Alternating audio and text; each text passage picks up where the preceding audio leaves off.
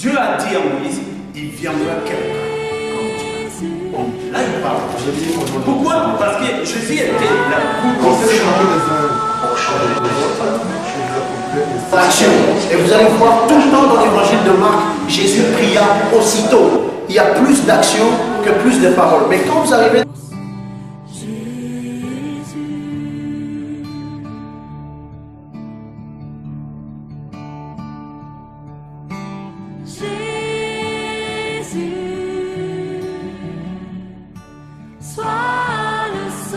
Je veux un peu parler de ça aujourd'hui. Dans le livre de Jean, Jean commence son livre par dire « Au commencement était la parole ». Et il va dire « La parole était avec Dieu ». Et puis il va dire « Et la parole était Dieu ». Au commencement était la parole, et la parole était avec Dieu. Elle est venue ensemble avec Dieu, mais la parole était Dieu. Et c'est cette même parole dont nous sommes en train d'écouter aujourd'hui. Jean 1, 14, il va dire, « Et la parole a été faite chair. » Elle est devenue une personne. Ça veut dire, cette parole que nous attendons, elle est devenue une chair. Jésus-Christ. Elle est venue habiter parmi nous, pleine de grâce et de vérité, et nous avons contemplé sa gloire, une gloire comme la gloire du Fils unique venu du Père. Ça, c'était le temps de Jean. Il a écrit ça. Nous pouvons dire que ce texte est ancien, mais pas la manifestation de la parole. Elle n'est pas ancienne. Elle est active juste à ce moment-là. Parce que cette parole que tu attends maintenant, elle est avec Dieu, et cette parole est Dieu. Et cette parole, si tu l'acceptes, elle devient pour toi la lumière. Parce qu'au moment même où je parle, chacun de nous est en train de se trouver sa place et sa condition au travers de cette parole. La parole de Dieu, elle entre, elle va même jusqu'à l'âme, comme la Bible dit, elle peut partager l'os et la moelle. C'est-à-dire, elle va sortir tous les secrets de l'être humain pour te donner exactement ta position, et nul n'est caché devant la parole de Dieu. La parole de Dieu va là où l'éducation du monde ne peut pas. Il y a des gens autant, il y a des gens riches, il y a des gens qui sont puissants. Quant à la puissance ici du monde, ils ont des garde-corps qu'ils n'ont pas le temps d'accepter le moindre de leurs poches. Ils sont tous eux-mêmes, ils croient à eux-mêmes, mais pas face à la parole de Dieu. La parole de Dieu vient et elle entre dans le cœur. Et nul ne peut être caché devant la parole de Dieu. Et pourquoi cette parole est-elle comme ça? Parce que Dieu est omniprésent. Et dans sa parole, Dieu est omniprésent. Au moment où tu écoutes la parole de Dieu, la puissance de Dieu entre par tes oreilles et descend dans ton cœur. Fais attention. Elle peut agir. Elle peut te délivrer. Je me rappelle que, avec ce que je vous ai dit, un jour, on m'a mené comme ça en pleine prédication, une personne dans une condition impossible. On l'a transportée, elle a fait 4 jours de coma, elle était finie, et on l'a transportée là où moi j'étais. Franchement, j'ai déjà prié pour beaucoup de cas, mais jamais dans un cas comme ça. Alors quand j'ai regardé la personne, je dis mais je ne peux même pas entrer en contact avec elle, c'est la mort déjà.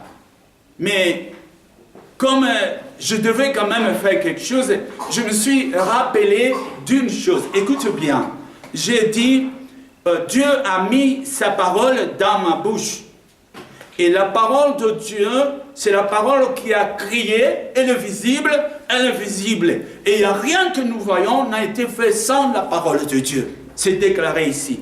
Et Dieu m'a mis sa parole dans ma bouche. Je vais utiliser cette parole qui n'est pas une parole, mais qui est en même temps la présence de Dieu lui-même et la puissance de Dieu. Est-ce que vous comprenez cela? Je me suis donc agenouillé, je me suis abaissé jusqu'à chuchoter dans son oreille, ici, et j'ai fait une petite prière et j'ai donné l'ordre à ses corps. J'ai dit, bon, maintenant, au nom de Jésus-Christ, tu as l'oreille, toi, tu as écouté ces paroles, je te donne l'ordre de crier le nom de Jésus. Et à ce moment-là, tout le monde a crié parce que le visage de cette personne, tout le muscle du visage a commencé à trembler. Il y avait la vie qui est revenue. Et puis elle a poussé un cri. Alléluia. Eh bien, cette maladie, elle n'est plus rentrée à l'hôpital. Tout s'est arrêté là. J'avais tellement confiance à la parole de Dieu qu'elle était puissante parce que Jésus nous a démontré plusieurs fois, même à un olivier qui n'a pas produit de fruits. Jésus a dit, puisqu'il n'y a pas de fruits, sèche maintenant, que la vie de l'arbre s'arrête. Pierre a regardé l'arbre, il a maudit l'arbre, mais 2 semaines après, quand ils sont revenus par le même chemin, et Pierre a regardé, mais regarde cet arbre, tous les feuilles ils sont tombés, l'arbre a séché. Et il s'est rappelé de ce que Jésus avait dit. Mais ce qui est vraiment important ici, aujourd'hui, c'est lequel? C'est que cette parole, qui est une parole créative, qui a une puissance de délivrer, qui a une puissance à résoudre tes problèmes, cette parole qui a une puissance pour te répondre, pour t'accompagner, pour te sauver, cette parole, elle est venue vers vous comme parole, mais cette parole était Dieu qui venait. En l'écoutant, c'est Dieu qui passe à travers ton nuit, il descend dans ton cœur et voilà qu'il est là. Alléluia. Il est là. Cette parole. Et au moment où cette parole est dans toi, quitte à toi maintenant de prendre cette parole et d'ouvrir ta bouche. Parce que si la parole de Dieu est en toi, la parole n'agit que quand la bouche est ouverte. Le Romains, chapitre 10, à partir de 9 et verset 10, qu'est-ce qu'il dit? La parole est près de toi, dans ta bouche et dans ton cœur. Dites Amen. Amen. Dans ton cœur et ici, dans ta bouche. C'est la parole de Dieu. Et la Bible dit, si tu confesses. Confesser, je cherchais à comprendre ces mots. C'est au fait prendre ce qui est dans ton âme, ce qui était caché et les proclamer et les sortir. Beaucoup de gens n'ont pas compris, même à l'époque, beaucoup de prophètes ne comprenaient pas ça. Éventuellement, je prendrai l'exemple, par exemple, avec Ézéchiel, quand il s'est trouvé dans la vallée des ossements. Il y avait au fait une vallée où il y avait plein de squelettes. Et voilà que Dieu vient, sachant qu'Ézéchiel était prophète et qu'Ézéchiel avait la parole de Dieu en lui. Et il pose la question à Ézéchiel, est-ce que tu crois que ces ossements peuvent prendre vie? Et Ézéchiel a dit, Seigneur, c'est toi qui les sais. Il dit, prophétise, dis quelque chose, tu verras. Ce n'était plus Ézéchiel. C'était maintenant la parole de Dieu, qui est sortie par sa bouche. Dieu l'a permis. Il n'a pas fait aux anges, il n'a pas fait ça à tous les autres, mais à nous les humains, ceux qui l'ont reçu, il a donné ainsi le pouvoir de devenir enfant. Alléluia. Amen. Donc Ézéchiel, quand il a dit, je prophétise sur ces eaux pour qu'il y ait la chair, qu'il y ait tout ça, il y a eu un mouvement dans la vallée et les ossements ont commencé à se reconstituer par de la chair, par tout ça, et ils étaient là, mais comme des cadavres. Et Dieu a encore regardé Ézéchiel qui était étonné, il voyait, qu'est-ce que tu vois? Je vois les ossements qui, la chair est venue les couvrir, et voici, ils couchent là, mais ils sont sans vie. Et Dieu demande encore Ézéchiel, crois-tu qu'ils peuvent marcher, qu'ils puissent avoir la vie? Il dit, Seigneur, c'est toi qui dis, c'est réservé. Il dit, prophétise encore. Et dans la deuxième prophétie, quand Dieu lui a demandé, qu'est-ce que tu vois? Et je vois une grande armée en mouvement. Alléluia. Amen. Mais pourquoi Dieu a parlé à Ézéchiel? Pourquoi il n'a pas fait lui-même? N'est-ce pas, quand il a créé la terre, le ciel et tout ce qu'il a créé. Il a dit, il a fait ça sans les conseils des personnes, par amour par lui-même. Mais cette puissance de la parole, cette parole qui est la parole créative, il a voulu nous confier cela comme héritage. Amen. Amen. Hier, je donnais un témoignage. Dans mes débuts, quand j'ai commencé le ministère, Dieu m'a demandé, tu vas entrer en prière 40 jours. C'était la première fois que j'entends parler de l'histoire de 40 jours. J'ai dit, voilà, bon, ok. D'ailleurs, si Dieu te dit, tu vas faire 40 jours, tu ne peux pas échapper. Ce n'était pas possible. Je suis allé et je suis entré dans cette longue prière des 40 jours. Mais après avoir prié, et voilà que presque à la fin, les églises qui étaient dans ces contrées-là se sont réunies parce qu'ils ont dit, on te voit, tu es serviteur de Dieu, mais nous voudrions savoir de quel esprit. J'ai compris leur méfiance. Moi, je leur ai dit, allez prier et demander à Dieu, il va vous répondre. Et le lendemain, je vis un groupe venant vers moi, Dieu nous a parlé. Dieu nous a dit, tu es venu ici pour prêcher. Et tu vas nous dire, non pas ce qui est dans la Bible, mais ce qui est écrit dans votre cœur. Et alors là, quand ils sont partis, bon, on a fixé les heures, il y avait tout un programme, et toutes les églises voulaient me recevoir. Mais quand je suis resté, je dis moi-même, comment je vais prêcher sans ouvrir la Bible? J'ai dit, c'est pas possible. Je dois ouvrir la Bible. Et dans mon entêtement, j'ai pris la Bible. Je dis, quand même, on ne va pas. Je dis, ça, ils exagèrent. Il faut quand même qu'il y ait quelques versets. Et j'ai pris la Bible pour ouvrir. Je vous dis, j'ai été confondu. Confondu comment? Le tout premier verset que j'ai vu, je l'ai trouvé comme un grand gâteau. C'était si bien, si ce que là, je voyais tout là, donc je me suis pressé à noter ces versets.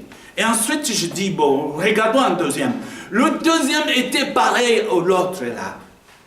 Et puis je regardais le troisième, je dis, non, ça c'est encore terrible. Je vous dis, j'ai commencé ce travail à 10h du matin.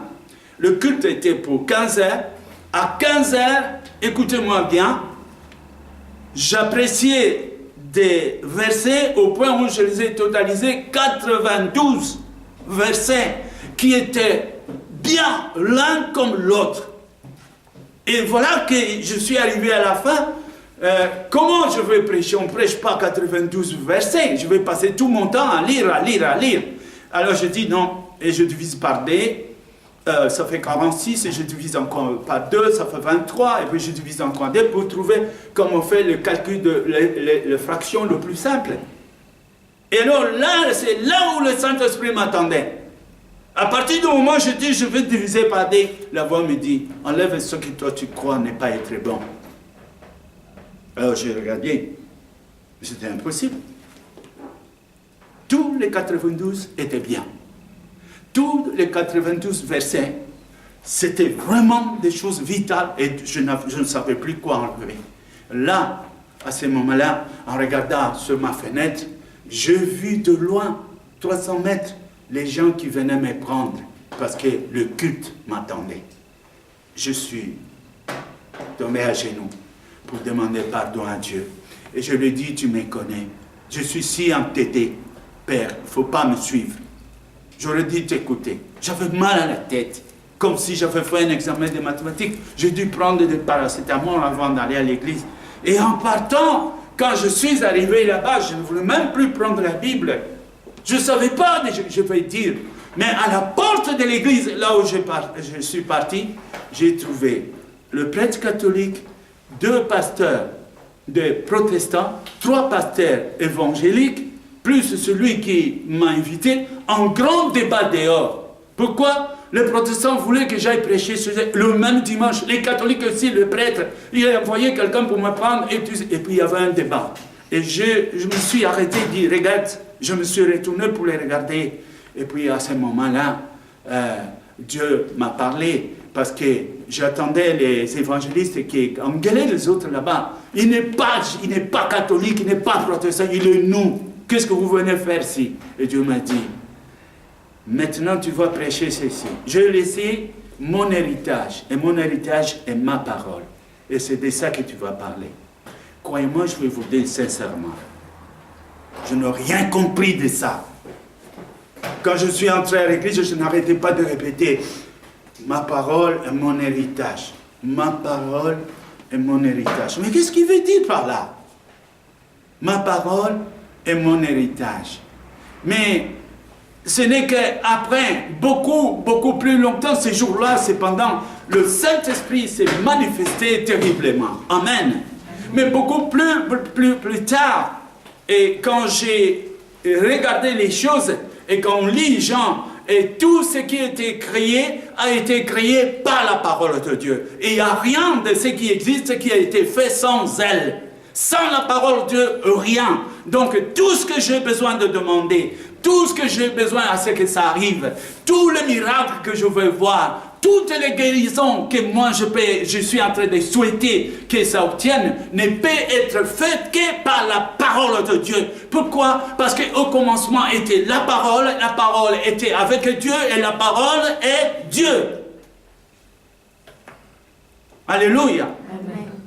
Et Dieu va dire, cette parole est auprès de toi, dans ton cœur et dans ta bouche. Et il commence par, si tu confesses, si tu proclames, si tu prophétises. Mais cette parole que tu as reçue, cette parole de Christ, et que tu as bien fait de l'accepter, tu as bien fait de repentir par rapport à cette parole. Elle était pour toi la parole de Dieu. Tu as bien fait de l'accepter comme une parole venant de Dieu. Et t'as fait voir tes défauts. Et t'as lavé. Grâce à cette parole, tu es une graine qui est tombée sur la terre. Et voilà que tu germes sous une nouvelle nature. Et qui est la nature de Dieu. Tu peux aujourd'hui regarder derrière comme Moïse a regardé. Après avoir traversé la mer Rouge, il a regardé et Dieu lui a montré, regarde tes ennemis, regarde là-bas, c'est la dernière fois que tu le vois, c'est la dernière fois que tu le vois, plus jamais il s'opposera à toi. Cette chose s'est accomplie à toi. Mais Dieu ne te laisse pas partir sans lui, tu es avec lui. Mais où est Dieu? Dieu est dans sa parole, dites Amen. Amen. Dieu est dans sa parole. Et si sur cet angle, ça nous trouble encore, si nous n'arrivons pas à comprendre, moi je vous dis dans le livre d'Apocalypse, l'Apocalypse le dit bien. Par exemple, sur Apocalypse chapitre 12, verset 1, il dit, ils l'ont vécu à cause du sang de l'agneau et à cause de la parole de leur puissance, ils ont vécu le malin. Comment nous chassons les démons? Nous les chassons par la parole. Dites Amen. Amen. La parole est une arme redoutable que Dieu a mis dans la bouche des chrétiens. Si toutefois tu peux le proclamer dans ton cœur et par ta bouche, ces miracles viendraient. Comment nous sommes sauvés? Par la parole. Comment nous guérissons les malades? Par la parole. Comment nous chassons les démons? Par la parole. Comment nous obtenons des bénédictions? Par la parole. Quand tu ouvres ta bouche, la parole de Dieu, dans la foi, en communion avec lui, entre en activité. Alléluia. On ne peut pas dire que Dieu se trouve là-bas où Dieu est dans sa parole. Est-ce que tu as la parole de Dieu? Tu as sa parole. Parce qu'il n'y a rien qui résiste à la parole de Dieu. Amen. Ils n'ont pas aimé leur vie jusqu'à craindre la mort. L'Apocalypse 19, 13 nous dit, la parole de Dieu est Jésus-Christ. Apocalypse 19, verset 13. Et il était revêtu d'un vêtement teint de sang. Son nom est la parole de Dieu. Jésus dit, à la fin du temps, beaucoup de gens vont venir, oh Jésus, Jésus, Jésus. Il dit, non, mon nom n'est plus Jésus, mais mon nom est la parole de Dieu. Avec preuve, il va se mettre avec sa robe tachée de sang, telle qu'on l'a fait souffrir. Il est la parole de Dieu. Et alors, s'il est la parole de Dieu, c'est de lui que Jean parle. Au commencement était, je vais prendre ça un peu je vais traduire par le nom parole en Jésus-Christ, parce qu'il est la parole de Dieu. Au commencement était Jésus, et Jésus était avec la parole, et Jésus était Dieu. Dites Amen. En elle était la vie, la lumière du monde. Il est venu vers nous pour nous visiter, et beaucoup ne l'ont pas compris. Mais c'est en lui que tout a été fait, et il n'y a rien qui existe n'a été fait sans elle. Dans le livre de Colossiens, on confirme encore une fois, il est l'image visible de Dieu invisible. Donc la parole de Dieu est Jésus. Est-ce que tu l'as? Amen. Est-ce que tu as ça? C'est avec ça que nous éteignons le feu de l'ennemi. Quand j'ouvre la parole, ma bouche pour parler, et ce n'est pas un monsieur Fritz qui parle, non, loin de ça. Je suis en connexion avec Jésus, qui est en moi et dans mes lèvres, dans ma bouche, par la parole. Alléluia. Amen. Et cette parole est puissante. Oui. Quand un jour je me trouvais et je devais parler à la foule, et les gens m'ont dit, comment tu vas faire? Et à la foule, j'ai dit, comment je veux faire? Oui, mais la parole. Mais vous croyez quoi? Qu'est-ce que tu vas faire? Moi je dis, mais je vais utiliser la parole. Peut-être que lui, un langage. Non, ce n'est pas un langage. La parole dont il est question ici, c'est Dieu. On m'a amené un fou que personne n'arrivait à tenir. Il était comme ça. Les gens, au moins 10 se battaient à cause de lui. Et ils m'ont dit, un fou. Mais ils étaient comme ça. Qu'est-ce qu'on fait? J'ai dit, lâche-les. C'est juste ce qu'il ne fallait pas faire. On l'a lâché. Et je dis, au nom de Jésus, assis-toi. Et il s'est assis calme. Il a attendu jusqu'à ce que je termine ce que j'avais à faire. Amen. Amen. La parole de Dieu, elle est puissante. Elle change. Elle rejette les malédictions. Nous avons un héritage. Ce jour-là, j'ai compris. Mais Dieu, tu m'as tout donné. Parce qu'en me donnant la parole, j'ai la clé de toute existence. C'est pas tout ce qui existe est passé par cette clé, la parole de Dieu. Et nous aide à tout soutenir, dites Amen. Amen. Dans les moments difficiles, comme dans les angoisses, où que tu sois, tu as la parole de Dieu, et alors, sois sûr que les anges sont autour de toi pour exécuter ce que la parole de Dieu va dire. Dieu t'appelle fils, et il a mis à toi un peu de lui. N'oublie pas que la parole de Dieu a dit, on vous appellera de Dieu. Dites Amen. Amen. Ne fouille pas ce titre. On vous appellera de Dieu à cause de moi. À cause de quoi? À cause de la parole de Dieu. Moïse ne voulait pas aller voir Pharaon. Et Dieu a dit, écoute, Moïse, je te fais Dieu. Dites Amen. Amen. Je te fais Dieu. Normalement, Moïse aurait pu réclamer, j'ai besoin de chars, j'ai besoin des armes. Tu as vu Pharaon comment il est? Non, ma parole, ma parole, ma parole. Et comment tu t'appelles? Celui qui suit. Alléluia. Amen. Celui qui existe par lui-même a dit ça. Et le miracle s'est accompli. Le livre d'Hébreux, il dit 1:3.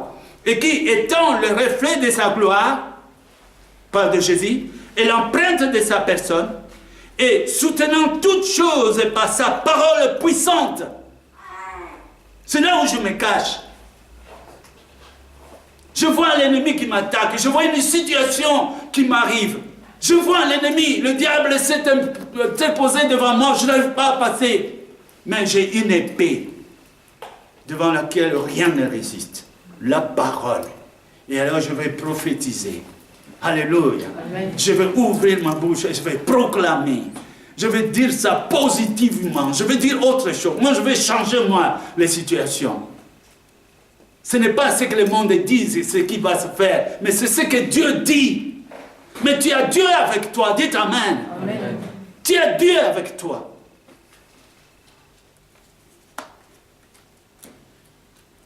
soutenant toutes choses par sa parole puissante, a fait la purification du péché et s'est assis à la droite de majesté divine dans le lieu très haut. Aujourd'hui, Jésus est assis.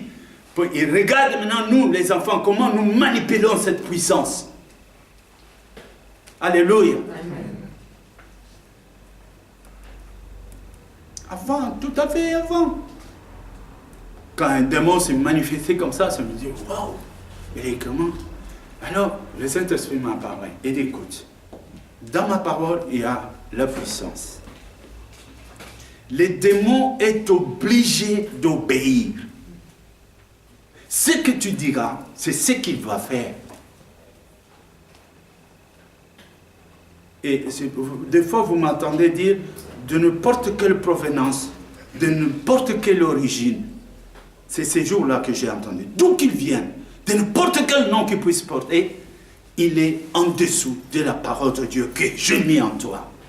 Alors je dis, bon, alors j'ai fait ça. Quand on était quelquefois dans les délivrances, je voyais un homme possédé et je m'amusais. Je dis, tu vas danser. Maintenant. Et il se mettait à danser. Je dis, tu sautes. Et il sautait. Je dis, tout le rond. Et tout. Il faisait tout. Moi, je dis, oh, je m'amuse avec ces démons maintenant. Alléluia. Parce que la parole, si l'arbre peut écouter la parole et sécher parce qu'on lui a dit, tu mourras, et qu'il dit, Amen, je sèche. Mais, et alors les esprits, dites Amen. Si le soleil est encore là, parce qu'il a reçu l'ordre de se mettre là, nous éclairer sans bouger, et garder son horaire fixe, si la lune est encore là, et ne bouge pas d'un millimètre, parce qu'il doit rester là pour synchroniser les naissances des poissons, des hommes, des animaux, s'il est encore là, il ne bouge pas. Si l'univers est encore là, parce que la Bible dit, tout subsiste en lui. La subsistance, c'est parce que Jésus est. Alléluia. Amen. Et je croyais que vous allez acclamer. Acclamons le Seigneur. Mais qu'est-ce que vous croyez? Que Dieu vous a envoyé à l'échec? Il vous a donné une arme que l'ennemi n'a pas. Dites Amen. Amen. Il vous a donné une arme que rien ne peut arrêter. Une arme qui échappe aux lois de la nature. Toutes les lois. Jésus a marché sur l'eau. Amen. Amen. Et par la parole. Jésus a dit à Pierre, viens et marche. Et Pierre a marché sur l'eau par la parole. Ce n'était plus l'eau, mais la parole. La parole. Dites la parole. La parole. C'était sur ça qu'il a marché. Parce qu'il y croyait, parce qu'il regardait Jésus. Mais comme il a commencé à regarder à côté et les vagues, cette parole n'était pas la parole des vagues. Alors il a fait son attention vers les vagues et il a commencé à effondrer. Et Jésus a dit, pourquoi as-tu douté? C'est moi qui t'a dit, marche. C'est lui qui a créé le système. Tout objet qui soit beaucoup plus grand que l'eau doit couler. Et Pierre faisait le cas. Mais pas avec Jésus. Il est la parole. Il peut changer l'horloge. Alléluia. Est-ce que vous comprenez ça? Amen. Il a dit à Pierre, va pécher. Il dit, mais là Jésus, on était là toute la nuit. Mais à cause de ta parole, attends un peu, je m'en vais. Et le filet était plein. Amen. Amen. À cause de la parole. Bien-aimés, ce qui a maintenant, nous pouvons comprendre les raisons de beaucoup de choses. Quelqu'un qui attend ici dit, qu'on me donne cette parole. Dieu t'a donné. Et comment la parole peut agir? Ça trouve une place dans toi. À ce moment-là, je n'appelle plus parole. Je l'appellerai Jésus. Si tu as laissé Christ dans ta vie, et si tu t'es préparé, lui étant saint, et que tu as accepté d'être sanctifié par la parole pour tout abandonner, et que Christ t'habite, pendant que Christ vient à toi, il amène avec lui sa parole. C'est pourquoi il dit, ces jours-là, je ne m'appelle plus Jésus, je m'appellerai la parole. Et voici, tu as la parole. Amen. Mais regarde le parcours. Je me suis séparé de mauvais amis. Je me suis séparé des choses qui m'attiraient dans les orgies, dans les plaisirs de la chair. tout cela qui m'a mené à la mort. Grâce à ça, je devenais colérique. J'ai commencé à avoir des ennemis. Et tout ça, ça me troublait, je ne trouvais pas de sommeil. Et Dieu a dit, vous êtes étrangers sur les terres, laisse-moi faire. Accepte Christ. Bon, en acceptant Christ, bon, il dit, prends maintenant ma parole. Prophétise. Dis de bonnes choses pour tes enfants. Bénis tes enfants. Bénis ton foyer. Dis de bonnes choses et cela arrivera. C'est quelque chose, même les anges ne connaissent pas. Quand nous prêchons comme ça, les anges descendent du ciel pour écouter les prédications. Ces derniers temps, je crois qu'ils changent beaucoup d'églises. Avec ce qui se passe. Alléluia. Mais les anges viennent pour écouter ce qui ne leur a pas été donné. Ils écoutent ça au travers de nous. Parce que je fais de mes serviteurs, il a dit ça. Une flamme de feu, la parole que je leur ai donnée, c'est une flamme. Quand on dit je fais descendre le feu, eh bien le feu descend. Acclamons le Seigneur.